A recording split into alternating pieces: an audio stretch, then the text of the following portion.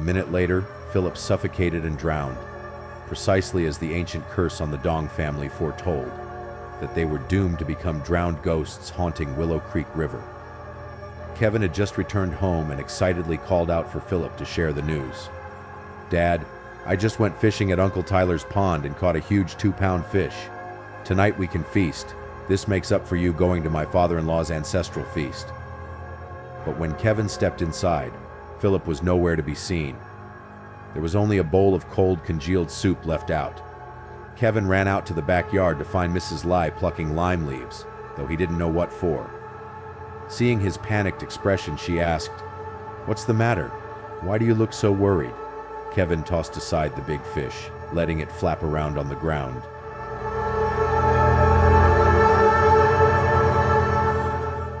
Looking at Mrs. Lai anxiously, he said, "Where did Dad go? Don't tell me he already crossed over to Mr. Eng's place." Mrs. Lai was confused for a moment before she stopped picking leaves. "Of course he went over there for the ancestral feast tonight, for your father-in-law's sake. You should understand that best, so why are you asking me?" Kevin plopped down on the ground despairingly. "Oh no, why didn't you stop Dad? It's too late now. Instead of a wedding, we'll be having a funeral soon." Mrs. Lai was angry. "Don't speak nonsense. What funeral? What exactly happened?" Kevin sighed and explained to Mrs. Lai, "Don't you know the bridge collapsed this morning? Now there's only 2 ways to cross the river. Either take old Lang's boat or hike 10 miles upstream to the floating bridge.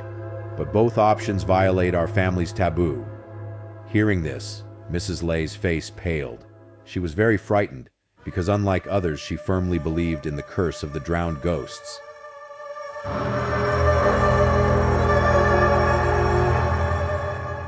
She had witnessed the taboo's deadly consequences once before. The victim had been Philip's youngest uncle Kong. When Mrs. Lai was young and before Sa married Thuat, she saw with her own eyes how Uncle Kong was killed by the spirits. That day, he had merely fallen into the shallows right by shore trying to avoid a truck on the bridge. But mysteriously, some invisible force dragged him out towards the middle of the river, holding him under. Old Lang had pulled Uncle Kong out multiple times, but each time he thrashed back into the depths. If not for his death, Mrs. Lai would have married Uncle Kong instead of Philip. Recalling that day on the bridge with him made her certain of how the water ghosts murdered him. Hearing Kevin now, she was terrified and convinced. Sitting dejectedly, Kevin continued, "This afternoon, while I was fishing, Mr. Eng called me. He said he'd just learned about the collapsed bridge too, so he told me Dad shouldn't come over and would reschedule. At the time, he tried calling the house to relay this, but no one picked up. Dad must have already left." Mrs. Lai said,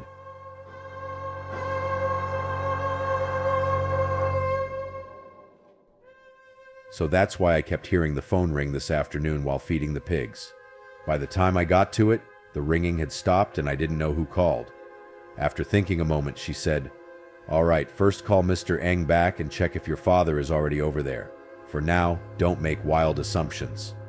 Kevin immediately dialed Mr. Eng's number. Hearing his steady, unhurried voice on the line, Kevin suspected Philip hadn't crossed over yet. He asked directly, "Hello, Dad? I'm Kevin. Has my father come over to your place yet?" Mr. Eng was very fond of Kevin, so, though he wasn't yet married to Tiffany, Mr. Eng warmly called him son and referred to himself as father. He immediately answered, "No, since calling you earlier I've been waiting here. I haven't seen your father arrive at all. What's the matter?" Hearing this, Kevin felt the world spin upside down. He hung up on Mr. Eng without another word, stunned and despondent.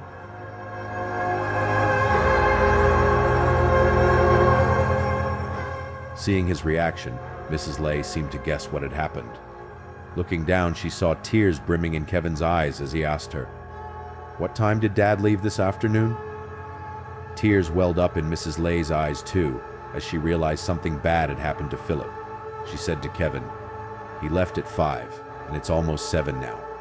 Even if he hiked upstream to the bridge, he should have reached Mr. Eng's long ago." Mrs. Lai trailed off miserably, covering her face as she wept, but Kevin leapt to his feet, frantically grabbing his things to head for the gate. Mrs. Lai cried out, "Where are you going?" "I'm going to the riverbank. I'm going to look for Dad." Mrs. Lai yelled, "Stop! Do you plan to commit suicide there? Come back!" But Kevin ignored her and raced towards the river outside the village. Mrs. Lai was distraught, calling out futilely as he ran faster and faster. At a loss, she immediately thought to seek the local shaman, Mr. Kane, for help. Mr. Kane was gifted in rituals and could help now that Philip was likely drowned by the vengeful spirits.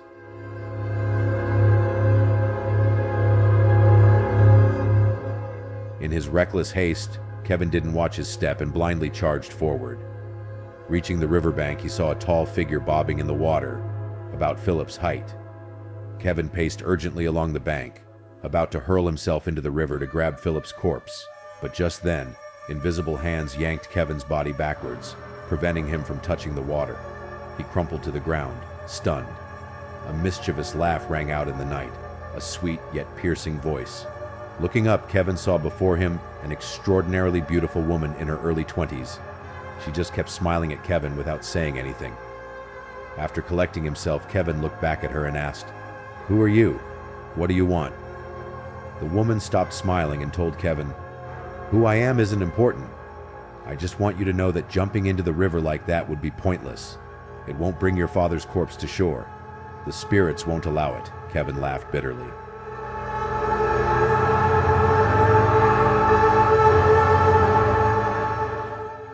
"So what should I do? Just leave my father's body drifting out there instead of giving him a proper burial?" The woman shook her head. "There's no need for that.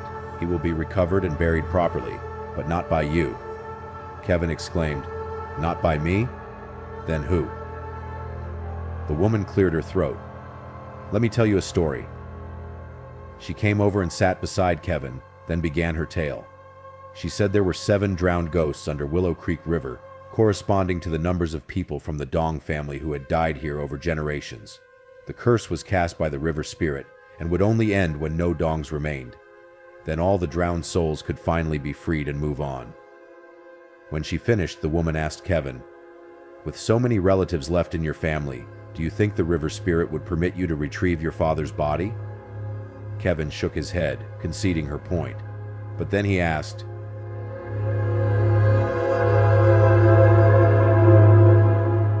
"Why do you know all this? And why do you want to help me?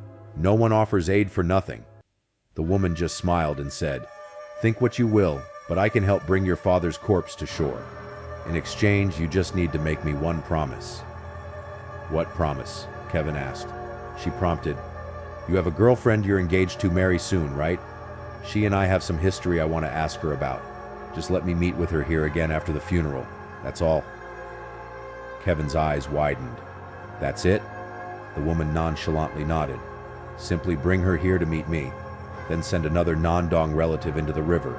I'll perform a ritual so they can retrieve your father's body without the 7 ghosts pursuing them." Eagerly, Kevin said, "All right, if you can help bring my father ashore, I'll keep my promise." The instant Kevin finished speaking, the woman vanished. A long-haired girl with a pale face appeared in the middle of the river, staring at him before nodding and diving under, gone.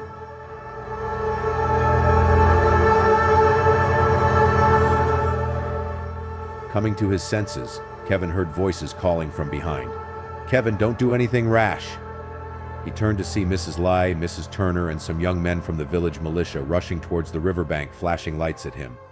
Seeing Kevin alone by the water, Mrs. Lai had assumed the worst. Mrs. Turner also pleaded, "You're his only son. Don't fail your father like this. Get away from there before the spirits drown you too." Her grating voice made Kevin cringe. He slowly walked over to the villagers, who sighed in relief and patted him down to check he was unharmed. Mrs. Lai wiped her tears and grasped his hand, sobbing, "With your father missing, if you left me too, how could I go on living?" Kevin forced a smile. "Don't worry, Mom, I'm fine. But Dad..." He trailed off, pointing towards the drifting corpse. Everyone turned to look.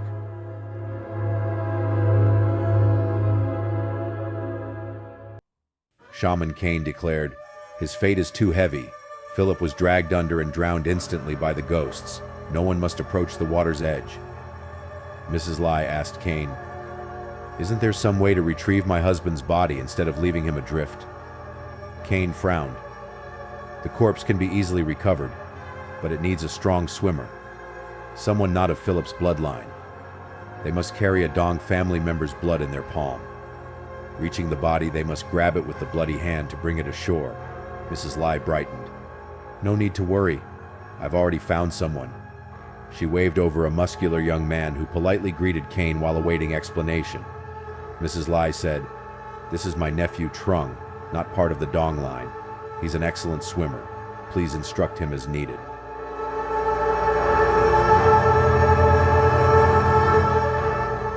Kane nodded, scrutinizing Trung.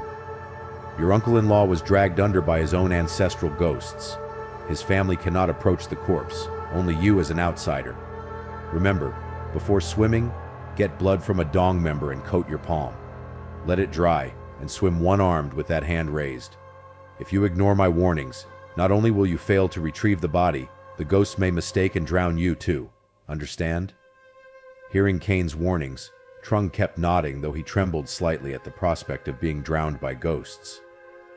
After instructing Trung, Kane called Kevin over and pulled out a small paring knife, telling him to extend a finger to draw blood. Kevin obeyed, feeling a cold sensation followed by a sharp pain as blood dripped onto Trung's palm. With the blood, Trung hurried to the water's edge. He took off his tank top, then slowly waded in, careful not to let the blood in his palm spill out.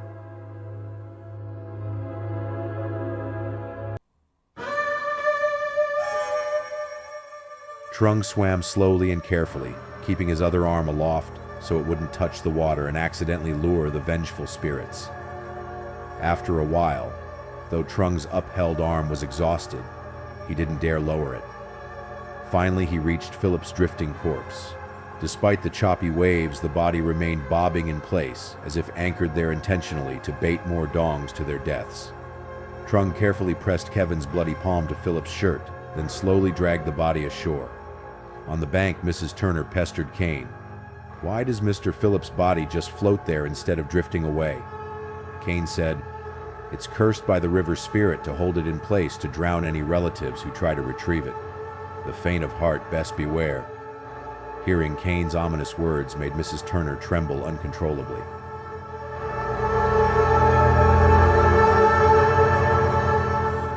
Eventually, Trung hauled Philip's corpse ashore. The villagers came and carried the waterlogged body away, water still oozing from its mouth and chest, deflating as the liquid drained out. Philip's body was brought back to the Dong house in Willow Creek. That night, Kane performed a soul-summoning ritual, but Philip's spirit didn't return. Mrs. Lay's family had to abandon their efforts. Kevin stayed up all night guarding his father's body, his eyes bloodshot from crying. Exhausted from lack of sleep, it was only after Philip was placed in his coffin the next day could Kevin finally rest a little. That night was the final evening before Philip's burial. Kevin noticed the shadowy figure of the girl from the riverside lurking around outside. Going out to check, he saw it was the same girl he'd met that night. He asked, "You came to find me?" The impatient girl said, "Yes, to urge you to quickly fulfill your promise to me." Kevin gave a wry smile. "It's just meeting an old friend. There's no need to be so anxious. Please let me finish my father's funeral rites."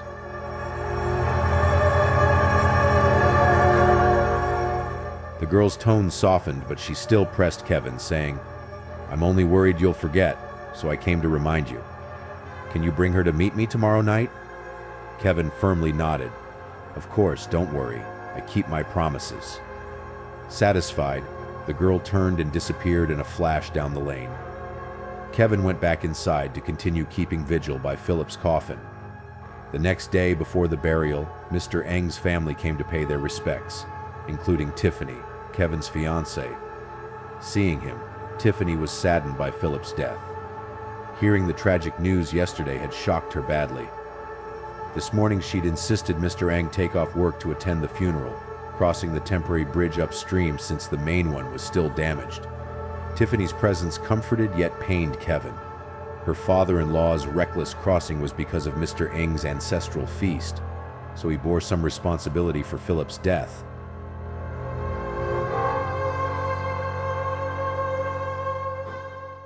Seeing Mr. Eng's mournful guilt, Kevin's anger faded. He couldn't resent the man for long. At the burial hour, The presiding man read a eulogy, then ordered the youths to hoist the coffin on boards into the grave mound's mouth. They slowly lowered it down while withdrawing the boards, using ropes to guide the coffin into the earth. Mrs. Lai wailed inconsolably, like she wanted to leap into the grave after her husband. Many people had to hold her back. Dressed in mourning white, tears streamed down Kevin's face as he shoveled dirt over Philip's grave. The pit gradually filled until it was a tall mound, packed down tightly before everyone departed. Tiffany accompanied Kevin home, telling Mr. Eng to go first while she stayed for a few days. That night, after things calmed down, Kevin whispered to Tiffany about his promise to the Riverside girl, explaining, "Thanks to that spirit's aid, I could bring Dad's body back. Otherwise..." Tiffany immediately asked, "What spirit?"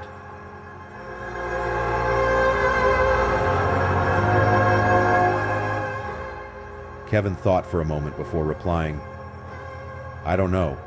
From her manner, I think she's descended from the river spirit. She said she'd let me retrieve Dad's corpse if I agreed to let her meet you." Tiffany's eyes widened in surprise. "Meet me?" Kevin nodded. "That's right. She wants to see you tonight by the riverbank." Tiffany shivered in fright. "Heavens, aren't you afraid she's a ghost who'll drown me?" Considering this, Kevin said, "I don't think so. She seemed very kind from our conversation, but don't worry, I'll be with you so she can't harm you." Reassured by Kevin, Tiffany calmed down. That night, Tiffany agreed to follow Kevin's request and go meet the girl from his story at the riverside. As they walked there, Kevin strangely felt uneasy, his skin prickling with apprehension. He had the same sense of foreboding as when Philip had been about to die.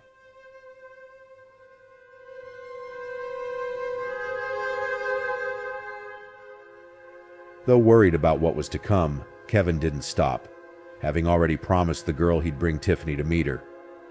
Turning back now halfway would violate his integrity, as he was a man who kept his word.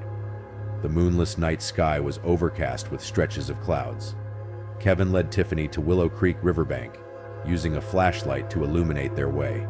Kevin constantly felt as if eyes were watching and following them, making sure he wouldn't turn back. The phantom gaze compelled him onward against his will. At the bank, they saw the girl sitting on a wooden post near the water's edge. Her complexion seemed paler than before. She smiled at their approach, gazing raptly at Tiffany as if overjoyed.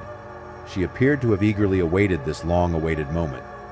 Kevin led Tiffany before the girl and introduced them. "As promised, I've brought her to meet you. This is Tiffany, my girlfriend." The girl gently waved her hand, eyes brimming with adoration for Tiffany.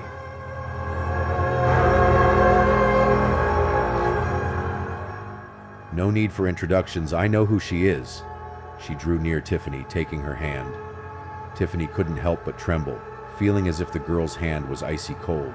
The girl gently clasped Tiffany's hand, saying, "Don't be afraid, come with me, I just want to ask you a few things." Gently leading Tiffany by the hand, she obediently followed, unable to resist or object. She wanted to fulfill Kevin's promise and repay the spirit for its aid.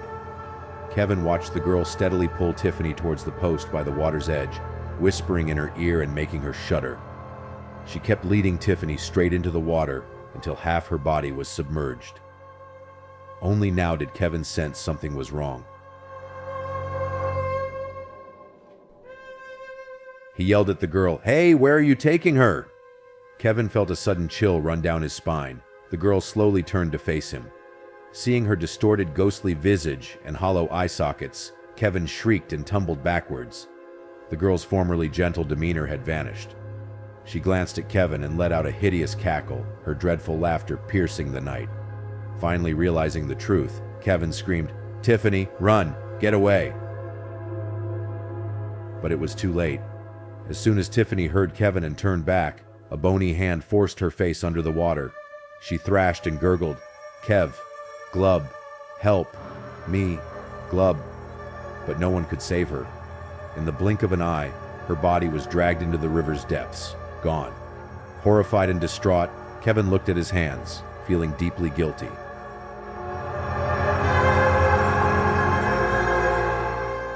Amidst his spiraling madness, he thought of seeking the village shaman Kane for help. If he called on Kane in time, could he still save Tiffany?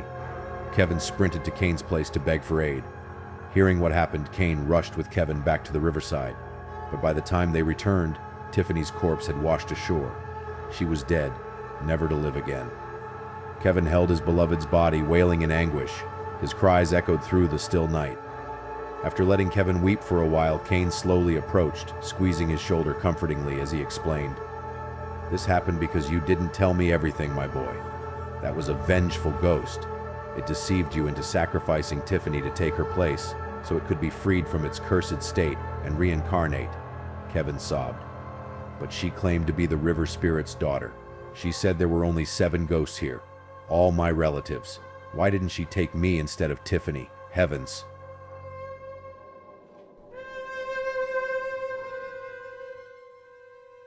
Kane sighed.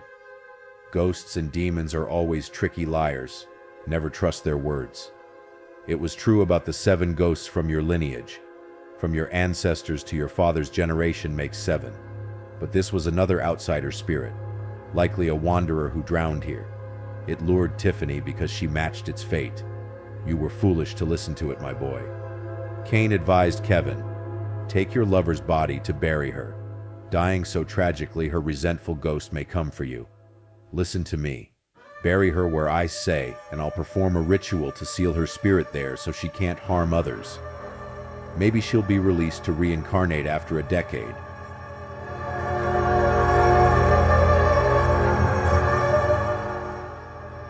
Kevin could only obey Kane, at a complete loss otherwise. Afterwards, Kane had Tiffany's corpse buried in the cemetery managed by caretaker Trin.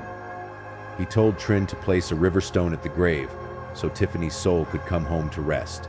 Thus, another grave with a wrongfully murdered soul appeared in the sorrowful boneyard, one doomed by her own unknowing lover.